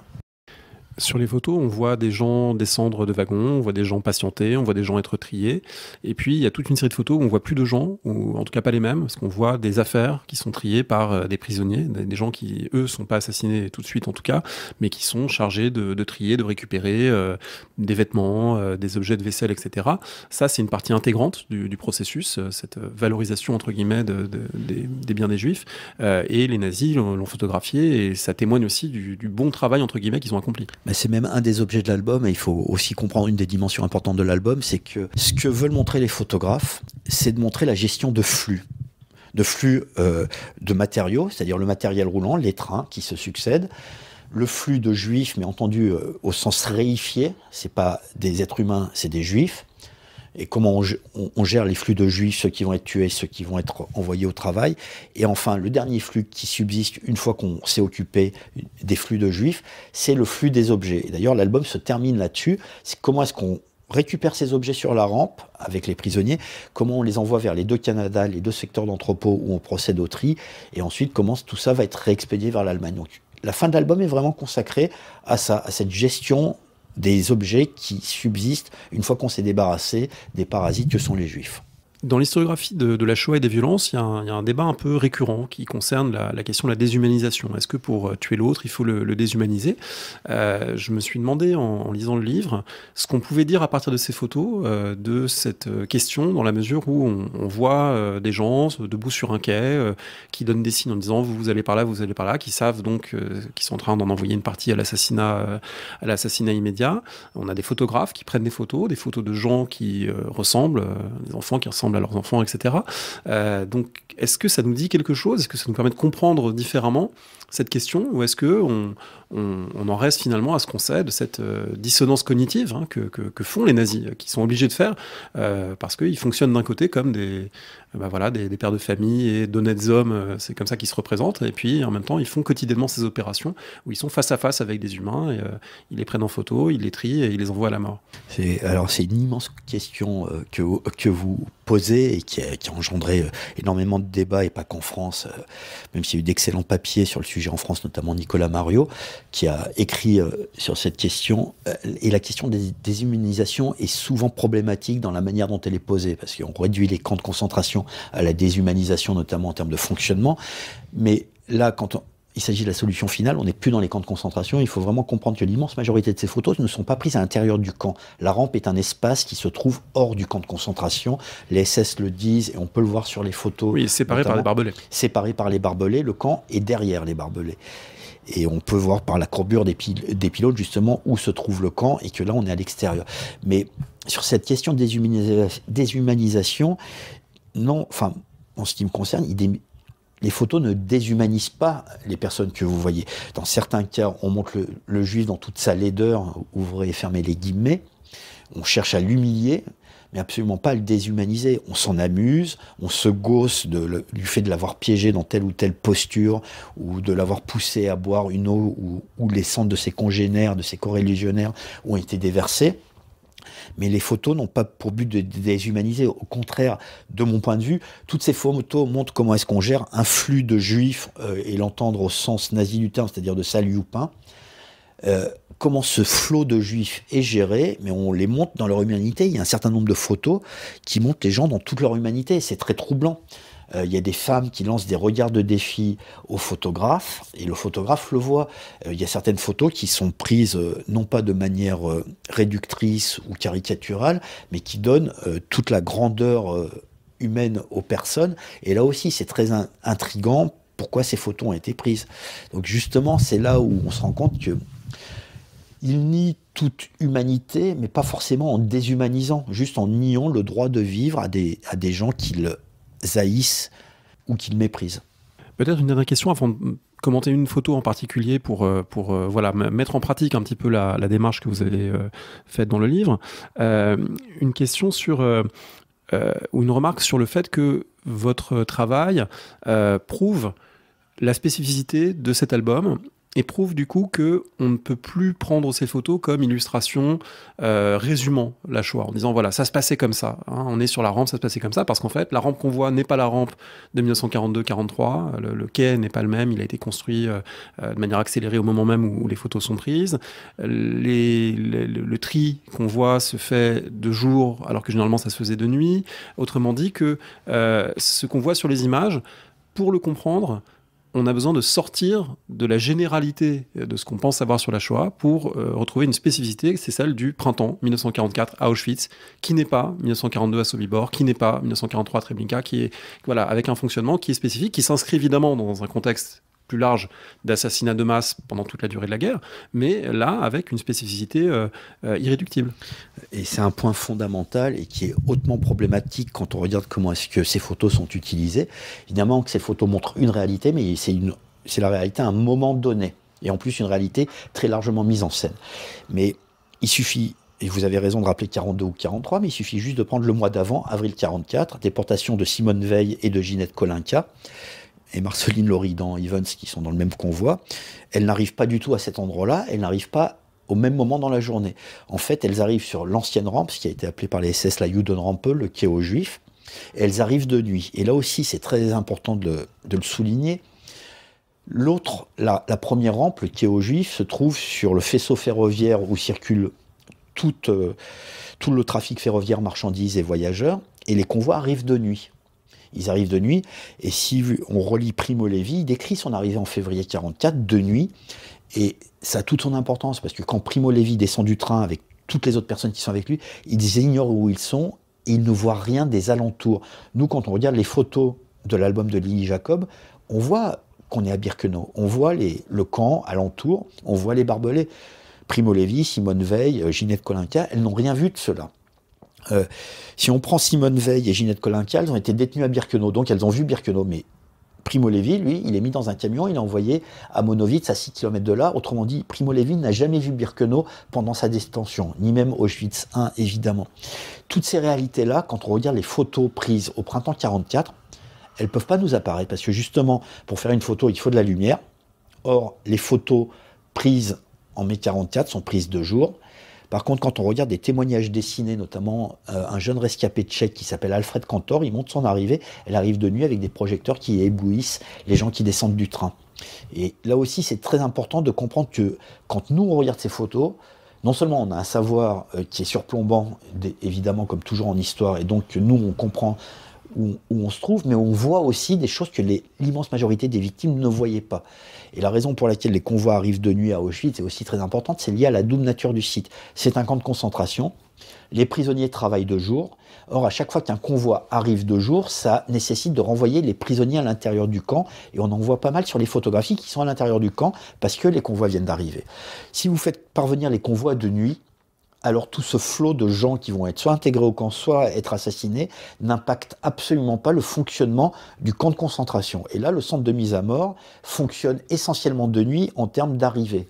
Après, la gestion des cadavres, ça peut se passer de jour, ça n'impacte pas. Mais ces gens qui sont jetés jour après jour, par centaines, voire par milliers, sur l'une ou l'autre rampe, obligent à une gestion dans le temps, c'est-à-dire dans la journée diurne, nocturne, par rapport au camp de concentration. Et ça aussi, c'est la spécificité d'Auschwitz. J'ai dit que c'était la dernière question, en fait, j'en ai encore une autre à vous poser. À certains moments dans les discussions publiques sur la Shoah, il a pu être dit qu'il n'y avait pas d'image, que c'était non représentable, etc. Et le travail que vous faites, évidemment, montre que c'est faux, mais surtout, il montre que c'est faux parce que ces images très spécifiques, on peut les mettre en regard d'autres images avec des logiques différentes, prises par des gens différents. Les images des photographes soviétiques qui libèrent des camps, de Eric Schwab, le photographe français qui participe aussi à cette découverte. Les images d'Alberto Herrera, qui était un déporté qui a pris des photos secrètement. Les dessins faits par des prisonniers dans énormément de camps, et y compris à Auschwitz, il y a des dessins qui sont très forts. Certains ont été publiés. Donc, en réalité, c'est pas du tout d'un manque d'images, mais c'est une profusion d'images, et une profusion qui porte elle-même son propre risque, c'est-à-dire de toutes les mettre sur le même plan, ou de ne pas comprendre pourquoi les visages émaciés des photographes de 1945 ne correspondent pas exactement aux photos de l'album de Lily Jacob, qui ne correspondent pas exactement aux photos prises par la police française ou la gendarmerie hongroise au moment du départ d'un certain nombre de gens. Donc il faut arriver en fait à saisir cette profusion d'images, d'abord pour voir qu'il y en a en fait énormément, et ensuite que chacune doit être replacée dans un contexte.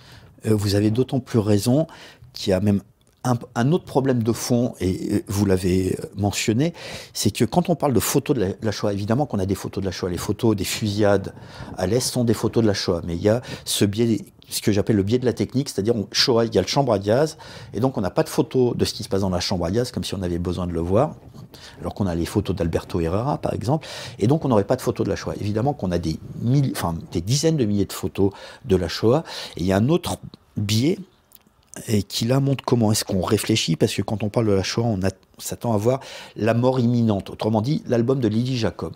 Or, l'album de Lily Jacob montre les Juifs dans un face-à-face avec leur bourreau à Auschwitz, lieu au milieu de nulle part, et finalement c'est SS contre Juifs. Sauf que vous l'avez rappelé, les photos de la Shoah, c'est aussi les photos des déportations. Autrement dit, les Juifs qui sont arrêtés en France. Et on a une photo pour le Veldiv, mais il y a plein de pays où on a plein de photos de Juifs qui quittent leur lieu de vie, là où ils ont grandi, là où ils sont nés. Oui, il y a une série dans le livre très frappante en Hongrie, une série de photos de déportation très frappante, notamment parce que c'est un cadre restreint, c'est une petite ville, et puis il y a un millier de Juifs qui vont être embarqués. C'est une toute petite ville, ce sont des gens qui sont du coin, c'est littéralement des blédards, des gens qui sont présents depuis des générations là.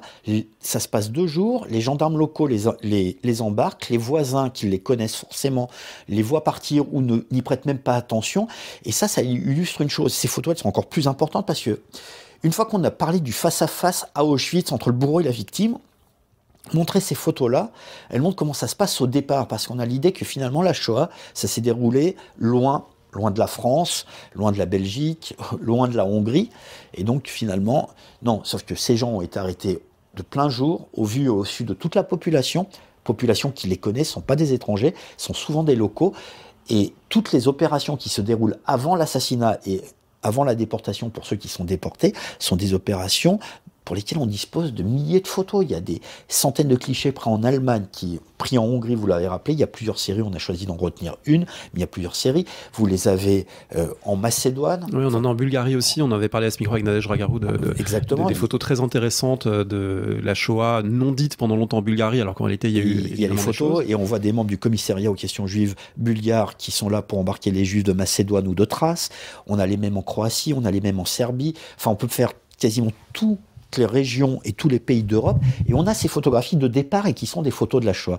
Jusqu'évidemment à l'assassinat, où là aussi on a des photos, les photos des fusillades, mais on a des photos d'exécution comme la fameuse photo de Rieux à côté de Lyon qui a permis la condamnation de Paul Touvier pour crime contre l'humanité. C'est une photo de la Shoah, ce sont des victimes de la Shoah. Mais il y a ce biais de la technique qui renvoie à l'idée que la Shoah, la solution finale, c'est la chambre à gaz. Un biais de la technique et puis aussi un biais de la photo elle-même, comme si la photo était la seule preuve, puisque Exactement. le dessin, on en a déjà parlé à ce micro, dans d'autres cadres, autour d'un texte publié, le dessin est fondamental pour saisir ce qui se passe, parce qu'il y a une série de choses qui n'ont pu qu'être dessinées d'une certaine manière, parce qu'évidemment, prendre en photo, ça suppose d'avoir la liberté, d'avoir un appareil, etc. Il y a des détenus qui n'avaient qu'un crayon et qui ont pu griffonner quelque chose. Et puis, là aussi, ça renvoie à une autre représentation que j'évoquais initialement avec l'exemple d'Ina Gottliebova remplacée par les photos de l'album d'Auschwitz, c'est qu'on a cette idée que la représentation mécanique, la photographie, oui, serait une meilleure preuve que le dessin, parce que le dessin serait subjectif. Il n'y a pas de meilleure preuve. Le dessin a la même valeur, exactement la même valeur hiérarchiquement qu'une photographie. Et ensuite, il y a des dessins qui ont plus de valeur si la photo est truquée, c'est-à-dire mise en scène, si elle cache, comme c'est le cas de l'album d'Auschwitz. Une fois que c'est recoupé, et on en revient toujours à la même chose, c'est un document qu'il faut recouper. Il y a des dessins qui disent infiniment plus de choses, et d'ailleurs on en reproduit 3 qui sont très très importants, qui proviennent d'un ensemble qui a été retrouvé après la libération d'Auschwitz, qui a été appelé par le musée d'Auschwitz le carnet de croquis, et qui montre en 3 dessins, et en fait ce qu'on appelle en bande dessinée un strip, comment se déroule la sélection. Et ces 3 dessins montrent de plus près en termes de réalité la sélection que les 197 photos de l'album. Parce que là, justement, le prisonnier montre la violence, il montre les coups, il montre comment on arrache un fils à son père, comment on attrape un vieillard sur la rampe. Toutes choses qu'on ne voit pas dans les photographies. Bonjour et bienvenue dans cette petite présentation Source d'histoire, tirée du podcast Parole d'Histoire, pour commenter en détail un document particulier. Il s'agit aujourd'hui d'une des photos de l'album de Lily Jacob, dit aussi Album d'Auschwitz, qui fait l'objet du livre de Tal Brutmann, Stefan Hörtler et Christoph Kreutzmüller, dont Tal Brutmann a longuement parlé dans l'épisode 277 du podcast. Ici, vous écouterez un extrait de la fin de cet entretien, dédié spécifiquement à l'une de ces images, la numéro 27, dans la nouvelle numérotation qu'ils ont établie, une photo de mai 1944. Vous retrouvez la photo dans la meilleure définition disponible, issue du site de Yad Vashem qui conserve l'album, et les compléments sur le site parolehistoire.fr à la page de l'émission. On passe tout de suite, en images et avec explication, aux commentaires de documents. Alors cet exercice de décryptage, on peut essayer de le faire à partir d'une des photos, la photo numéro 27 dans votre numérotation. Le faire aussi peut-être parce qu'il y a des enseignants qui nous écoutent, qui pourraient vouloir commenter un de ces documents. On va essayer de donner un maximum d'outils pour comprendre ce qu'on voit. En fait, c'est une des photos sans doute les plus importantes de l'album parce qu'elle concentre des milliers d'informations, littéralement. Si vous regardez cette photo, il y a sans doute jusqu'à 3000 personnes qui ont été photographiées en même temps. Donc rien que pour cela, on sait qu'il y a des milliers d'informations. Plus on peut rajouter tout le reste, c'est-à-dire les wagons qui constituent le convoi, tous les objets qui ont été abandonnés sur la rampe, les SS qui sont présents, le camp qui est en arrière-plan, la gare elle-même, c'est-à-dire la rampe. Tout ça constitue un ensemble qui est très difficile de saisir et chacun va voir les éléments qui l'intéressent parce qu'on s'intéresse aux voitures, donc on va tout de suite identifier le modèle du camion qui est derrière, et puis la plupart des gens ne s'y intéressent pas, donc ils vont dire ouais, il y a un camion. Alors si on décompose un petit peu ensemble, peut-être on commence par le train lui-même. Et alors c'est une moitié de convoi de déportation, puisque le photographe se tient au bord du dernier wagon du premier tronçon du convoi, et donc ce premier tronçon ne figure pas sur la photographie. Tout ce qui s'étire entre le milieu de la rampe et le mirador central qui constitue l'entrée de la gare à Birkenau. Et on voit donc il est monté sur le toit pour prendre la photo. Il est monté sur le toit pour prendre la photo, et puis si on prête attention, on se rend compte que le convoi va très très loin sur la rampe. En fait, il va plus loin que la surface utile habituelle de la rampe. Il est dans le virage de la rampe, ce qui nous permet de savoir que c'est un des plus grands convois jamais arrivés sur cette rampe-là, à Birkenau. C'est un convoi qui a porté plus de 3500 personnes. Donc là, on est en mai 1944 et c'est l'un des convois de déportation venus de Hongrie. Exactement. Et on ne connaît pas le nombre...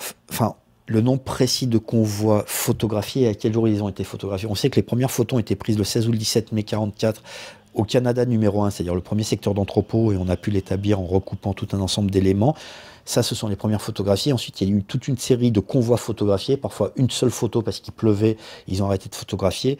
Et là, c'est une des plus importantes séries de l'album où on voit toutes les opérations dites de sélection. Alors on a donc une série de wagons sur la droite de l'image. Sur la gauche de l'image, on a 2 voies ferroviaires parallèles. Donc ça fait partie de cette nouvelle rampe qui est en train d'être construite. Alors vous avez raison de dire en train d'être construite parce qu'elle n'est pas achevée, contrairement notamment à ce que Rudolf Höss a prétendu auprès de Berlin en disant que la rampe était achevée au 15 mai 1944 permettant la déportation. En fait, sur les photos, on voit qu'il continue à travailler.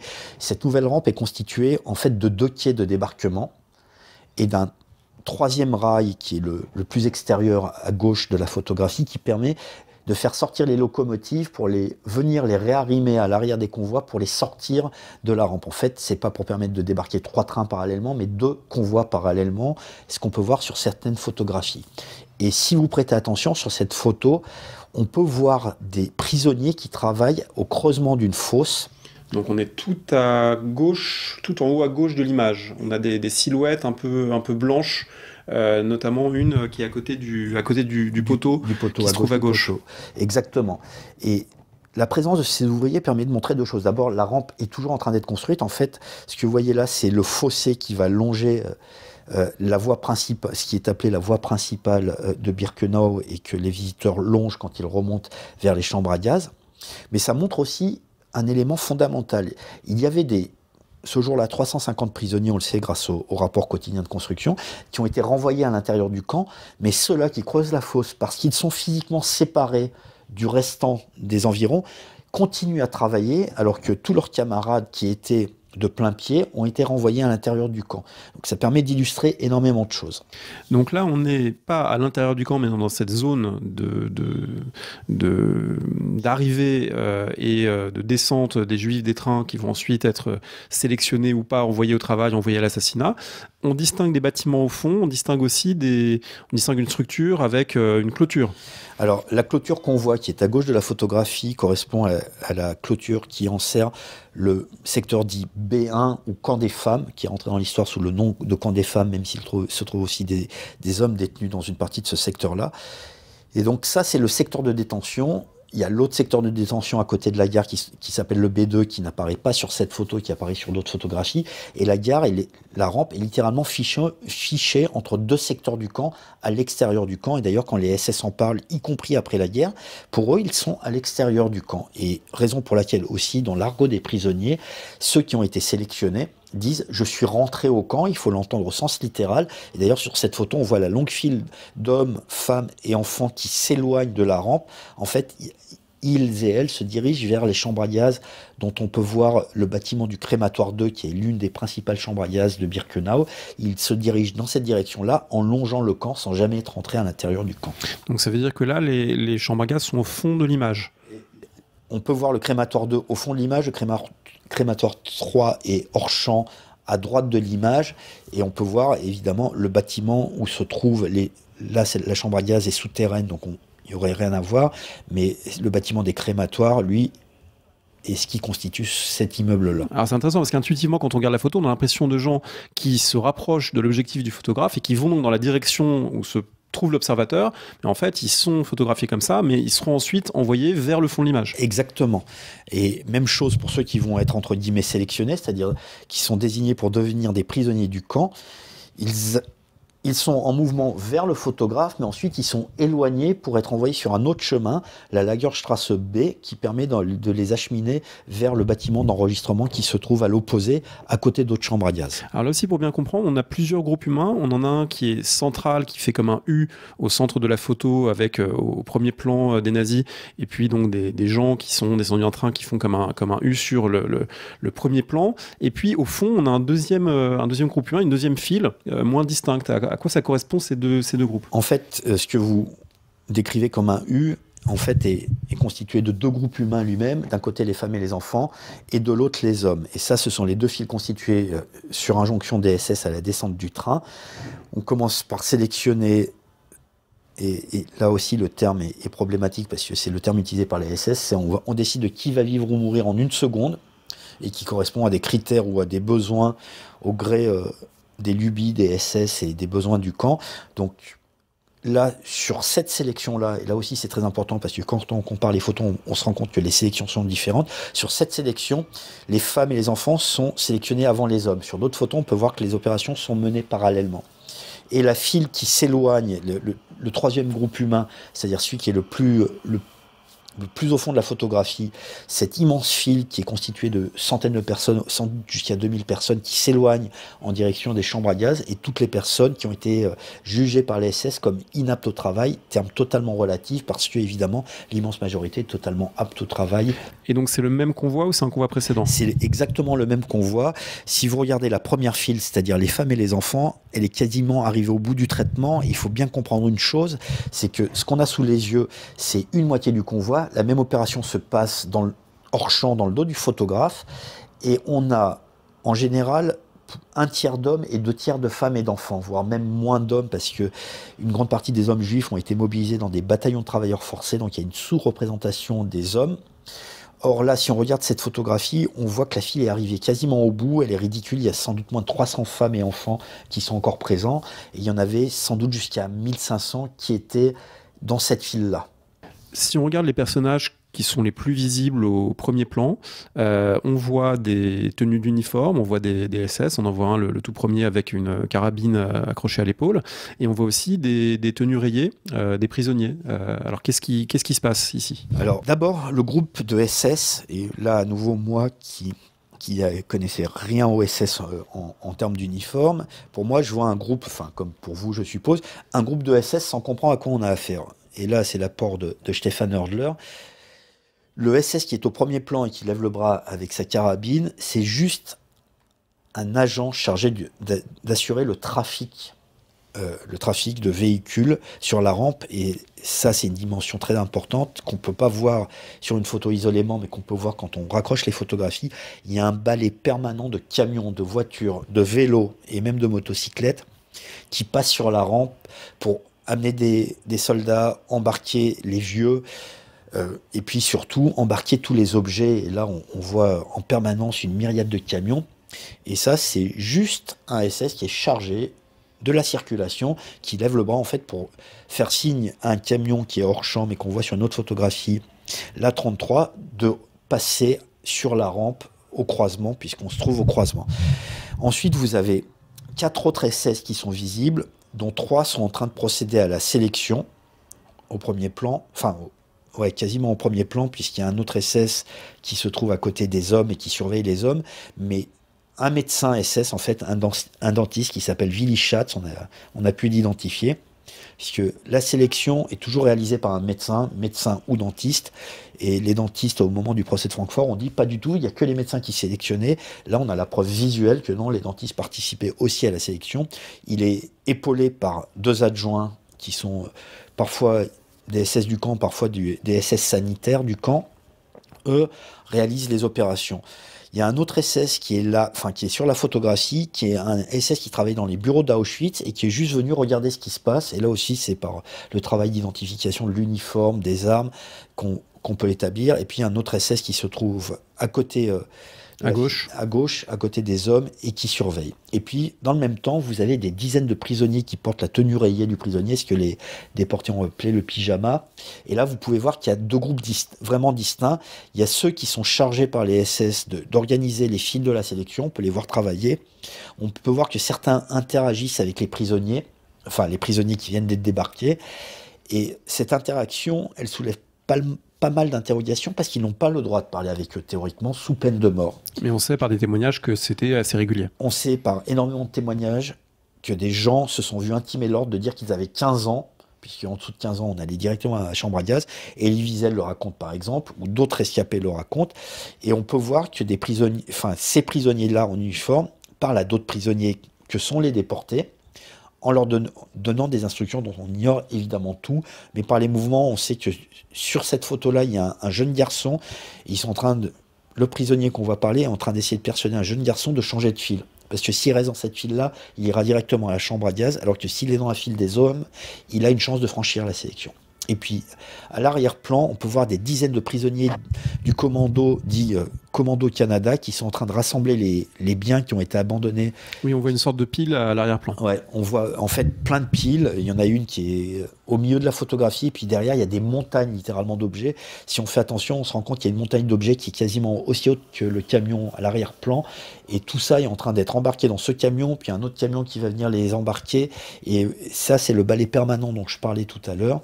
Et vous pouvez voir le nombre d'objets qui s'élèvent sans doute jusqu'à 3 mètres de haut. Quand on le rapporte à la taille des prisonniers qui sont à côté, on se rend compte que c'est colossal. Tout simplement parce que 3500 personnes qui sont autorisées en général à emporter 20 ou 30 kilos de bagages, je vous laisse faire le calcul, mais ça représente des tonnes et des tonnes d'objets. Et on peut en voir une partie d'ailleurs à gauche, au premier plan de la photographie, où certains ont été empilés au bord de la rampe. On voit que les Juifs qui sont descendus du train ont l'étoile jaune, systématiquement sur l'événement. Alors oui, et c'est pas n'importe quelle étoile jaune, et ça c'est un marqueur d'un point de vue documentaire très important, ça permet de savoir d'où viennent ces gens. Et vous l'avez dit en introduction, mais la légende de l'album, qui est apposée sur la première page de l'album, dit réimplantation des Juifs de Hongrie. Or, une des questions qu'on s'est posées, c'était de savoir est-ce qu'on ne voit que des Juifs de Hongrie. Et le moyen de pouvoir identifier les gens qu'on voit, c'était de s'intéresser aux étoiles qu'ils portent, et en fait, tous sont systématiquement des étoiles dites hongroises qui ont été improvisées en quelques jours. En France, par exemple, ces étoiles ont été imprimées par des usines textiles et ensuite distribuées. Là, ce sont les victimes elles-mêmes qui ont dû confectionner des étoiles de briquet de broc, et on voit sur chacune des photos que ce sont des étoiles improvisées, faites de briquet de broc, portées avec des épingles, etc., etc. Donc on sait qu'on a affaire à des Juifs déportés de Hongrie. C'est un landau qu'on voit tout à gauche. On voit un landau tout à gauche, on voit aussi tout un ensemble de récipients qui étaient sans doute dans les wagons, qui ont été descendus par les victimes elles-mêmes, puisqu'on voit que les membres du Commando Canada n'ont pas encore commencé à vider à proprement parler les wagons, mais sur ce même convoi, on a les photos après quand ils les vident. Donc ça, c'est vraiment les objets qui ont été amenés par les gens dans les files et qui ont été déposés de côté sur un jonction des SS. Et puis il faut mentionner le groupe qui se tient au premier plan à droite contre les wagons. C'est un groupe de personnes âgées, on le connaît par d'autres photos, et qui est très spécifique. Alors c'est un groupe de personnes âgées ou trop malades pour se tenir debout et se déplacer, et voire même il y a un handicapé en fauteuil roulant qui est visible aussi quand on agrandit la photo. Et ça, c'est la procédure classique à Auschwitz et dans les autres centres de mise à mort, c'est que ceux qui sont trop faibles, on les met de côté, et un camion va venir les embarquer pour les amener vers les chambres à gaz, voire même pour les emmener dans un lieu d'exécution qui n'est même pas la chambre à gaz. Parfois, ceux-là sont exécutés d'une balle dans la tête. Donc ça, c'est vraiment ceux qui sont considérés comme ce qu'on appellerait, nous, intransportables, qui vont être transportés par des camions pendant que la sélection, elle, envoie les gens à pied vers le lieu d'assassinat. Avec parmi ces gens, un dont on n'a pas parlé, mais qui est un autre signe de cette violence structurelle, c'est quelqu'un dont la barbe a été coupée, qui du coup porte la tête enrubanée en quelque sorte, pour dissimuler ça, et c'est visible sur une autre photographie du même groupe. Exactement, et cette photo aussi, ça montre, enfin moi ça m'a permis de réfléchir au rapport qu'on a aux images, parce que quand on voit ces hommes enturbanés avec ce morceau de tissu autour des mâchoires, enfin qui fait tout le tour de la tête, moi ça me renvoie à mes lectures en termes de bande dessinée et d'images, et ça renvoie à la manière dont, par exemple dans Lucky Luke, Goscinny et Uderzo figurent une rage de dents en mettant cet œuf de Pâques autour de la tête des gens. Et c'est l'image qui me vient en tête quand je les vois. Or, il nous a fallu du temps pour comprendre à quoi on avait affaire. On a affaire à des hommes qui ont été rasés de force, scène classique qui a été ultra photographiée par les Allemands dès septembre 1939 en Pologne, mais là, en l'occurrence, par les Hongrois. Et donc ces hommes, soit qu'ils ont été blessés par ce rasage de force, soit que leur religion, puisque ce sont des juifs religieux, leur religion est humiliée. Donc soit ils se recouvrent de pansements, soit ils recouvrent la nudité qui leur a été infligée sur le visage en recourant à ces bandages. Or, on ne voit que des hommes avec ce bandage sans comprendre à quoi on a affaire, comme je viens de me mettre en abîme moi-même. Et chaque fois qu'on voit, et on en voit plusieurs, ces visages-là, on a affaire à des gens qui ont subi des violences physiques. On ne voit pas la violence, on ne voit même pas les traces de violence puisqu'ils ne saignent pas, on voit juste un bout de tissu autour de la tête, et à chaque fois qu'on voit ça, en fait, on a affaire à des gens qui ont été humiliés. Il y a d'autres photos d'humiliation d'hommes, notamment des religieux à qui on a forcé d'enlever leur chapeau, qui sont des photos d'humiliation très fortes, pour ces juifs religieux-là. Et nous, ça nous est totalement étranger, puisqu'il faut connaître la religion juive, et il faut comprendre qu'on a affaire à des photos d'humiliation, ce que ces photos ne disent pas, vous l'avez rappelé à plusieurs reprises tout à l'heure, ces photos sont extrêmement calmes, donc elles sont d'autant plus piégeuses et piégées. Oui, il n'y a pas de chien sur la photo, il n'y a pas de fusil braqué, alors est-ce qu'il n'y en a pas besoin? Est-ce que c'est les besoins de la photo aussi qui ont conduit à mettre ça en scène? On sait que, on l'a dit aussi, c'est pas une photo typique, parce que ça a pu se passer différemment à d'autres moments, mais là, clairement, on a choisi de mettre en scène quelque chose qui ne relève pas de la contrainte immédiate, parce que aussi ces gens, à ce moment-là de l'histoire, n'ont nulle part où aller. À la différence de ce qui se passait en 1942-43, dans un espace plus ouvert, là, il n'y a nulle part où aller, donc finalement, la coercition n'a pas besoin d'être exactement la même. Exactement, et ça renvoie aussi à un aspect qu'on aborde, qui peut paraître plus technique, mais c'est le changement des procédures sur cette nouvelle rampe. Si on regarde les 3 dessins que j'évoquais tout à l'heure de la sélection sur la Judenrampe, qui ont été faits par un prisonnier anonyme, on voit les fusils braqués, on voit les chiens. Là, il n'y a plus besoin de chiens, puisque cette rampe est dans un espace contraint entre 2 espaces du camp, avec le mirador central d'un côté, les 2 chambres à gaz de l'autre. Donc les gens n'ont nulle part où aller, contrairement à la précédente rampe qui était à l'air libre, sans aucun périmètre clos. Par contre, donc l'absence des chiens, elle peut s'expliquer comme cela. Il n'y a plus besoin de chiens qu'on lancerait après des fuyards. Par contre, qu'on ne voit pas d'armes braquées, là, ça procède sans doute plus d'une volonté de gommer les traces de violence des photographies, puisqu'on sait par divers témoignages qu'il arrive régulièrement que des coups de feu soient tirés sur la rampe, autrement dit que les armes soient utilisées. On renvoie évidemment pour tous les compléments et des commentaires détaillés sur toutes ces photos au livre que vous avez copublié donc avec Stefan Hordler, Christoph Kreutzmüller, un album d'Auschwitz, comment les nazis ont photographié leurs crimes. Merci Tal Brugman. Merci beaucoup André Loez et au plaisir de rééchanger.